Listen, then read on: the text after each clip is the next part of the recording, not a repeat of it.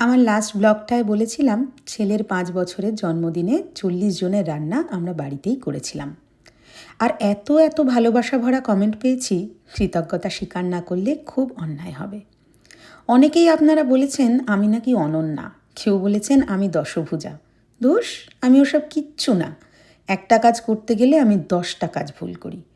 ভুলগুলো তো আর রেকর্ড করে রাখি না, তাই জন্য আপনারা দেখতেও পান না।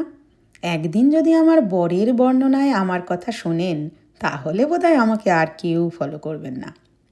জোকস অ্যাপার্ট, আপনারা প্রত্যেকে বাড়িতে সকাল থেকে যা যা করেন সেগুলো রেকর্ড করে 3 মিনিটের ভিডিওতে বন্দি করলে দেখবেন নিজের কর্মক্ষমতাকে বাহবা না দিয়ে নিজেই পারছেন না। আচ্ছা, এবার পার্টির দিনের গল্পটা সকাল থেকে বলি। সকাল 7টায় উঠে সবার আগে আমি যেটা করেছি সেটা হলো অর্ধেক মেকআপ ডান, তাই আমাকে ভূতের মতো দেখতে লাগছে। আসলে বাকি মেকআপটা আমি পার্টি হলে পৌঁছে গিয়ে লাস্টে করব।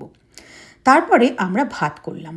প্রায় 4 কেজি চালের ভাত করেছিলাম। এই প্রথম বুঝলাম যে ভাত করা এত কষ্ট। অন্য রান্নাগুলো করতে কিন্তু এত প্রবলেম হয়নি।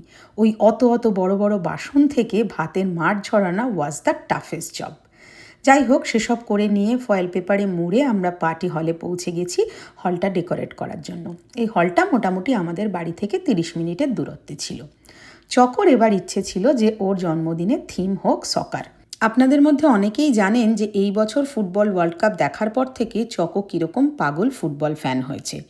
ওয়ার্ল্ড কাপ ফুটবল শেষ হয়ে গেলেও আমাদের বাড়িতে কিন্তু ফুটবল ভাইব এখনও যায়নি। চকোকে যদি কোনো অ্যাডিশন বা সাবট্রাকশন করতে দিই, ওর উত্তরটা হয় কোনো না কোনো প্লেয়ারের জার্সি নাম্বার দিয়ে। যেমন যদি বলি 5+5 কত হয়, বলবে 10, দিস ইজ মেসিস জার্সি। কোন প্লেয়ার কটা অ্যাসিস্ট দিয়েছে, কোন প্লেয়ার কটা গোল করেছে, কে কাকে কত গোলে হারিয়েছে, মোটামুটি এবছরের সবটা তো ওর মুখস্থই। তার সাথে সাথে ও কন্টিনিউয়াসলি ওর বাবাকে প্রিভিয়াস ইয়ারে কে গোল্ডেন গ্লাভস পেয়েছে, তার আগের বার কে গোল্ডেন বুট পেয়েছে, এই ধরনের কোয়েশ্চেন করতেই থাকে। তো এইরকম পাগল ফুটবল ফ্যানের জন্য ফুটবল থিম না করে আর কোনো উপায় ছিল না। আর বাবা মা হওয়ার পরে যেটা বুঝেছি, সন্তানের মুখে যদি কোনো কিছু করে হাসি ফোটানো যায়, তার থেকে বড় অ্যাচিভমেন্ট বোধহয় আর জীবনে কিছুই হয় না। আর কি অদ্ভুতভাবে যত বড় হচ্ছি, র্যাদার বলা ভালো যত বুড়ো হচ্ছি, জন্মদিন নিয়ে সেই উত্তেজনাটা কিন্তু হারিয়ে যাচ্ছে। বরং স্মৃতির পাতা উল্টে ছেলেবেলার জন্মদিনের বিকেলগুলো আজও যেন মনে রোমাঞ্চ তৈরি করে। তাই চকো যতদিন ছোট আছে চেষ্টা করব ওর প্রতিটা জন্মদিনকে স্পেশাল করে তোলার। কারণ এই ছেলেবেলার স্মৃতিগুলোই সারা জীবন ও বয়ে বেড়াবে, ঠিক যেমন আমি করছি। এই পুরো ডেকোরেশনটাই আমি আর আমার কয়েকজন বন্ধু মিলে করেছি। আপনাদের কেমন লাগলো অবশ্যই কমেন্টে জানাবেন।